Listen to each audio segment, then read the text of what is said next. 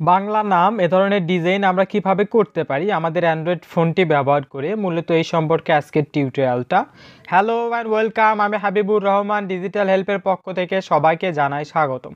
খুব সহজে আজকে আমি আপনাদেরকে দেখাবো যে বাংলা নাম আমরা আমাদের অ্যান্ড্রয়েড ফোনটি ব্যবহার করে কিভাবে ডিজাইন করে নিতে পারি অনায়াসে এবং খুব সহজে। কাজটা আমরা পিকচার ল্যাবে করব। পিকচার ল্যাব ওপেন করার পর এখানে টেক্সটের উপর ট্যাপ দেওয়ার পরে আমরা যে নামটি দিয়ে এডিট করতে চাচ্ছি সেই নামটি জাস্ট এখানে লিখব। আমি যদি এই নামটি দিয়ে করতে চাই, জাস্ট আমি নামটি লিখব। জাস্ট নামটি লেখার পরে আমরা নামটি এভাবে স্ক্রল করে একটু বড় করে নিতে পারি, স্পেসটা দিবেন না, জাস্ট এভাবে একটু বড় করে নেব। বড় করে নেওয়ার পর একটু স্ক্রল ডাউন করে এখান থেকে ফ্রন্ট নামে একটা অপশন আমরা পেয়ে যাই। জাস্ট সেই ফ্রন্টে আমরা একটা ক্লিক দেব। ফ্রন্টে ক্লিক দেওয়ার পরে এখান থেকে মাই ফ্রন্টে একটা ক্লিক দিতে হবে আমাদেরকে।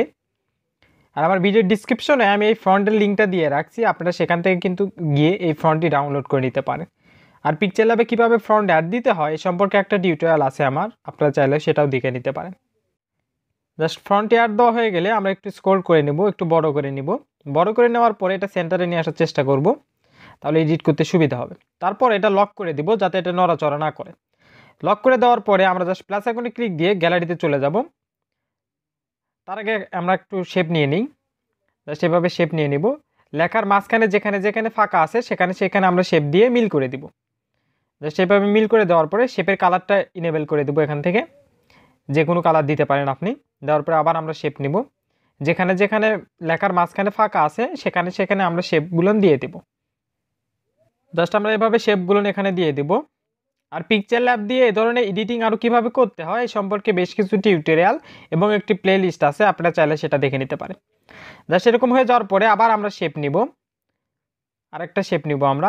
এটা আপনারা হলো যে পজিশনে গিয়ে কিন্তু মুভ করাতে পারেন যদি প্রয়োজন হয়।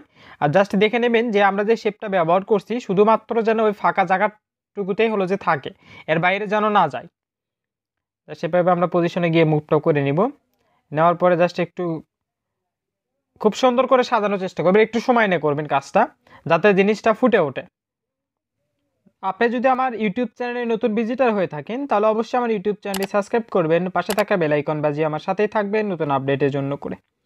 জাস্ট আমরা এগুলো এভাবে মিল করে দিব যাতে আমাদের কাজটা দেখতে সুন্দর হয় আর কি। তার জন্য করে আমরা জাস্ট এখানে শেপগুলো দিয়ে দিব। আর অবশ্যই শেপগুলো আমাদের লেখার নিচে নিয়ে আসতে হবে। নিয়ে আসার পরে জাস্ট আমরা কালারটা ইনেবল করে দেব। এখান থেকে আপনি যে কালার ব্যবহার করতে চাচ্ছেন সে কালারটি কিন্তু অনায়াসে ব্যবহার করতে পারে। আর পজিশনে গিয়ে এটা মুভ করাতে পারি যদি আমাদের মুভ করানোর প্রয়োজন হয়ে থাকে। জাস্ট এরকম হয়ে যাওয়ার পরে আমাদের কাজটা যখন কমপ্লিট হয়ে যাবে তখন আমরা সবগুলোর মার্সেল করে নেব। আর এখানে আমরা যদি জুম করতে চাই সেক্ষেত্রে এখানে কিন্তু এই প্লাস আইকনে ক্লিক দিয়ে আমরা কিন্তু জুম করে নিয়ে খুব নিখুঁতভাবে এই কাজটি করতে পারি, দেখেন। আর বাংলার নাম আরও কীভাবে এডিটিং করা যায় বা ডিজাইন করা যায় এ সম্পর্কে বেশ কিছু টিউটোরিয়াল আছে আমার, আপনারা চাইলে সেগুলো দেখে নিতে পারেন। আমার ভিডিওর আই বাটনে ক্লিক দিলেও সেই লিঙ্কগুলো চলে আসবে, অনায়াসে কিন্তু সেই ভিডিওগুলো দেখতে পারবেন। জাস্ট আমি শেপটা এভাবে দিয়ে দিই এখানে। জাস্ট এটা একটু হয়ে গেছিলো, যার জন্য করে আমি একটু ঠিক করে নিলাম জাস্ট এই পজিশনটা। তারপর আমরা আর একটা শেপ নিব। এখানে যদি দুইটা শেপ ব্যবহার করার প্রয়োজন মনে করে সেক্ষেত্রে কিন্তু এখানে আমরা দুইটা শেপ ব্যবহার করতে পারি। যেহেতু আমার একটা দিয়ে এই মুটা হলো যে কাভার হচ্ছিল না, যার জন্য করে আমি দুইটা শেপ নিলাম। জাস্ট এভাবে জুম করে নিব। নেওয়ার পরে এটা আমরা পজিশনে গিয়ে কিন্তু মুভ করাতে পারি। একটু ছোটো করে নেওয়ার প্রয়োজন হলে সেটাও আমরা করে নিতে পারি। তারপরে জাস্ট লেখাটা নিচে নিয়ে আসবো, নিয়ে আসার পরে কালারটা ইনেবল করে দিলেই হয়ে যাবে। জাস্ট হয়ে যাওয়ার পরে এখন আমরা যদি একটু জুম আউট করি, জাস্ট এই যে জুম আউট করার পরে এখন আমরা যদি এটা টোটালটা মার্সেল করে নিই, অর্থাৎ আমাদের কাজটা এখানে মোটামুটি কমপ্লিট হয়েছে। জাস্ট এখন সবগুলো আমরা একত্রিত করে নিই, সবগুলোতে আমরা টিক চিহ্ন দিয়ে নেব। জাস্ট এভাবে টিক চিহ্ন দিয়ে নিব। টিক চিহ্ন দিয়ে মার্সেল করে নেওয়ার পরে এটা আমাদের একটা লোগো হয়ে গেছে। এখন আমরা জাস্ট প্লাস আইকনে ক্লিক দিয়ে আমরা শেপ নিব বা পিএনজিটা নিব, যে পিএনজিটা ব্যবহার করব। এটা লিঙ্কও আমার ভিডিও ডিসক্রিপশনে আমি দিয়ে রাখছি, আপনারা কিন্তু সেখানে গিয়ে এটা ডাউনলোড করে নিতে পারেন। একটু ছোটো করে নেব। ছোটো করে নেওয়ার পরে এখান থেকে স্ক্রল ডাউন করে ইরোস কালারে গিয়ে আমরা এটা ইনেবল করে দিয়ে অপশনটা একটু বাড়াই দিব। বাড়াই দেওয়ার পরে একটু ছোটো করে নেব। ছোটো করে নেওয়ার পরে এটা আমরা সামনে দিয়ে দেব। জাস্ট এভাবে নিয়ে যাই আমি যদি একটু জুম করে।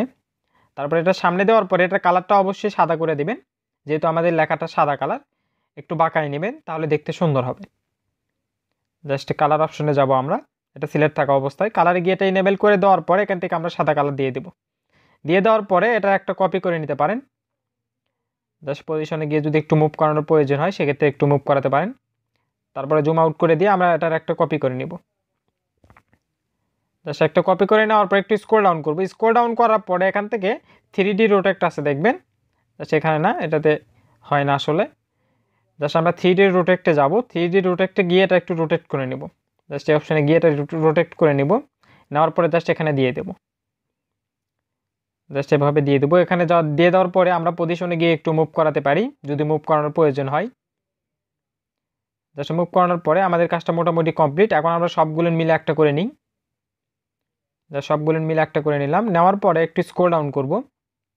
আমাদের কাজটা মোটামুটি কমপ্লিট। এখন একটা ব্যাকগ্রাউন্ড যদি অ্যাড দিতে চাই, জাস্ট একটা ব্যাকগ্রাউন্ড আমি অ্যাড দিই। এই ব্যাকগ্রাউন্ডের লিঙ্কটাও আমার ভিডিও ডিসক্রিপশনে দিয়ে রাখছি আমি, আপনারা সেখান থেকে কিন্তু এই ব্যাকগ্রাউন্ডটা অনায়াসে ডাউনলোড করে নিতে পারেন এবং পরবর্তীতে ব্যবহার করতে পারেন। এই ভিডিওটি যদি আপনি ফেসবুক পেজে দেখে থাকেন তাহলে অবশ্যই আমার ফেসবুক পেজটি ফলো দেবেন, লাইক দিবেন এবং এই পোস্টটি শেয়ার করতে ভুলবেন না। জাস্ট ব্যাকগ্রাউন্ডটা সিলেক্ট করার পরে একটু স্ক্রল ডাউন করি।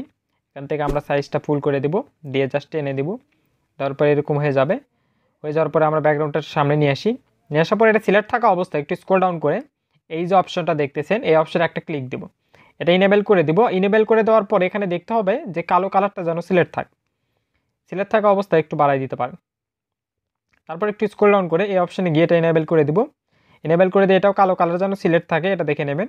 নেওয়ার পরে আমাদের কাজটা মোটামুটি কমপ্লিট। এখন আমরা এটা সেভ দিয়ে কিন্তু ব্যবহার করতে পারবো। সেভ দেওয়ার জন্য সেভ বাটনে ক্লিক দিয়ে ডিফল্ট একটা ক্লিক দেব। দেওয়ার পরে আলট্রাতে ক্লিক দিয়ে সেভ টু গ্যালারিতে দিলে এটা অটোমেটিকলি আমাদের গ্যালারিতে সেভ হয়ে যাবে এবং আমরা কিন্তু ব্যবহার করতে পারবো। এভাবে অনায়াসে কিন্তু আমরা বাংলা লেখা এডিট করতে পারি। সবাইকে ধন্যবাদ আমার টিউটোরিয়ালটি সম্পূর্ণ দেখার জন্য।